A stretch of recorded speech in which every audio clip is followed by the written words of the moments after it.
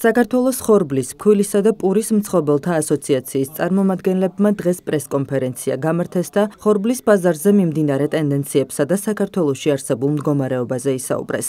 Როგორც მედია ჰოლდინგ კვირას პრესკლუბში გამართულ პრესკონფერენციაზე საქართველოს ხორბლისა და ფქვილის მწარმოებელთა ასოციაციის აღმასრულებელმა დირექტორმა ლევან სილაგავამ განაცხადა ხორბლის ბაზარზე სტაბილურობაა და ეს უახლოესი თვეების განმავლობაში გარკვეულწილად შენარჩუნებული იქნება.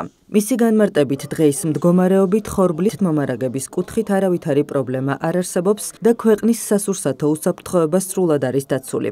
პურის მცხოვრებელთა ასოციაციის თავმჯდომარემ მალხაზ დოლიძემ კი პურის ფასის შენარჩუნებაზე ისაუბრა.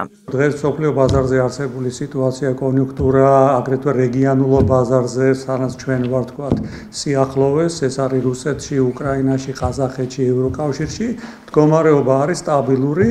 ფასები რეალურად სტაბილური არის და ზოგან დაკლებისკენაც მიდის და შესაბამისად ამ ხრივ არავით არის საშიშროება უახლოესი თვეების განმავლობაში.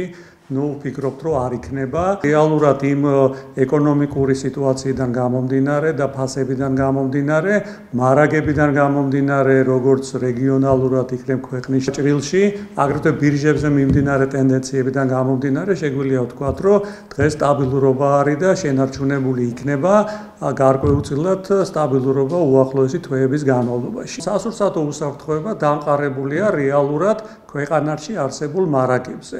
შესაბამისად, მარაგები გაეროს რეკომენდაციით ქვეყანაში უნდა იყოს ორთვიანი ხორბლად, გარდამავალ მარაგებზეა ლაპარაკი და ამ შემთხვევაში სრულად არის დაცული ქვეყნის სასურსათო უსაფრთხოება. რეალურად დღევანდელი ფასი მერყეობს 50 ლარის ფარგლებში 1 ტომარაზე, ეს არის პირველი ხარისხის ფქვილზეა ლაპარაკი, საიდანაც ხვება პური და რეალურად ზუსტად ამისკენ არის მიმართული ჩვენი ძალისხმევა, მეპურეების ძალისხმევა და მთავრობის ძალისხმევა, რომ ეს პირველი ხარისხის ფქვილზე იყოს დამყარებული გარკვეულწილად ის ფასი, რომელიც შეინარჩუნებს როგორც ფქვილის ფასს, ისე წისქვილ კომბინატებს მისცემს მუშაობის საშუალებას იმისათვის, რომ თქვათ ხორბლის ადგილობრივი მოსავალით ჩავებაროთ.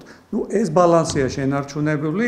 დაახლოებით 52 ლარის ფარგლებში არის სამიზნე ფასი, რომელიც განსაზღვრულია პურის წარმოებლების მიერ, ანუ ეს დათვლილი ფორმულაა, რომ რეალურად პურის ფასის შენარჩუნება იყოს უზრუნველყოფილი. შესაბამისად, ეს მიმდინარეობს დღეს ეს პროცესი და ჩვენ გვაქვს ვალდებულება, რომ მიწოდება იყოს არანაკლებ, თქვათ, უბრალოდ ნაკლები, ვიდრე 52 ლარი 1 ტომარა ფქვილის, რაც დღეს სრულდება.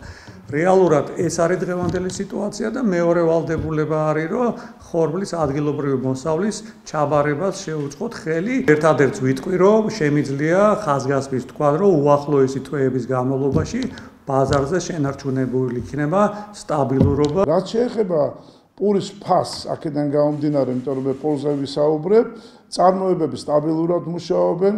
ფქვილი არის როგორც შემოსული, ისე ადგილობრივი დამზადების, ანუ წისქვილებში დამზადებული ფქვილი და მინდა იცოდეთ, რომ დაახლოებით უკვე 90%-მდე, ჩვენი მწარმოებლები, პურის მწარმოებლები ფქვილს ღებულობენ ადგილობრივი წისქვილებიდან. დღეს ჩვენი მთავარი სურვილი არის, რომ სტაბილურად შევინარჩუნოთ ის ფასი, რომელიც არის. მე ვფიქრობ, რომ ფასი შენარჩუნდება. ეს ფასი შენარჩუნდება და მე მთელი პასუხისმგებლობით მინდა უთხრა მოსახლეობას, რომ დღეს სიტუაცია შედარებით სტაბილური არის ნამდვილად.